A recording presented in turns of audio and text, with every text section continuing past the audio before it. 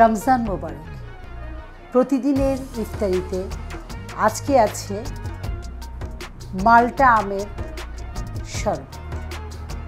তৈরি করতে হবে মাল্টা 1 কাপ, আম 1 কাপ, বরফ কুচি 2 টেবিল চামচ, চিনি পরিমাণ মতো, 1 ছিটা বিট লবণ। মাল্টা 1 কাপ, আম 1 কাপ। চিনির পরিমাণটা যারা কম খান চিনি তারা কম দেবেন, যারা বেশি খান তারা বেশি দেবেন। তবে রসের মধ্যে একটা মিষ্টি থাকেই। পানি 1 গ্লাস।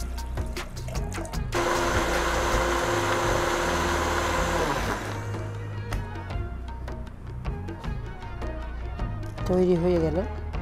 এর উপরে আমি দিচ্ছি কিছু ঠিক এইভাবে। এবারে তৈরি করছি মিষ্টি কুমড়ার হালুয়া।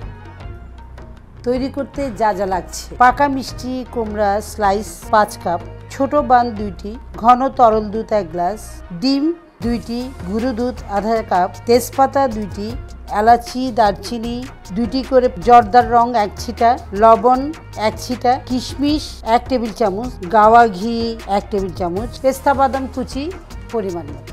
ইতিমধ্যে আমি হালুয়ার সব উপকরণ ঢেলে দিয়েছি। এখন আমি চুলাতে এটা নাড়ব।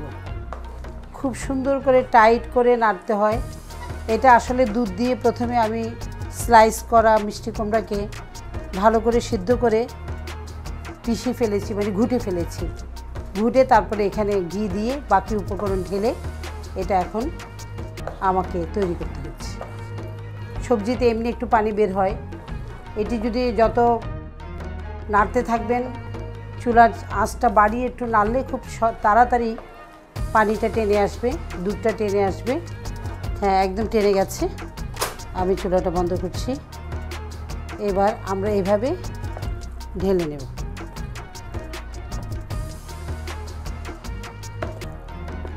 পেস্তা বাদাম দিয়ে সাজিয়ে নিলে বেশ সুন্দর লাগবে, খেতেও সুবিধা হবে। এই হালুয়া আমাদের শরীরে পুষ্টি যোগাবে।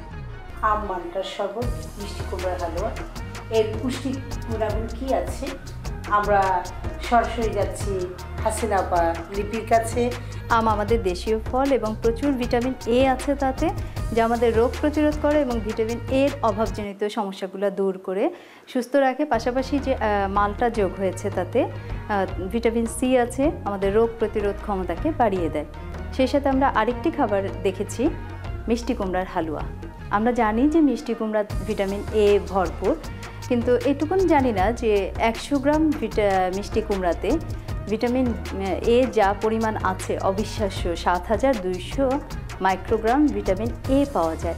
এর সাথে যে হালুয়া তৈরি করতে চিনি এবং অন্যান্য উপকরণ যোগ হয়েছে তাতে এটা উচ্চ ক্যালোরি মূল্যের হয়েছে। আমাদের শিশু এবং কিশোর কিশোরীদের জন্য এবং সকলের জন্য অত্যন্ত পুষ্টিকর একটি খাবার। সবজির অনেক নাস্তা আছে যেগুলো খেলে আমরা অনেক পুষ্টির গুণাগুণ পেয়ে যাব, সুস্থ সবল থাকবো।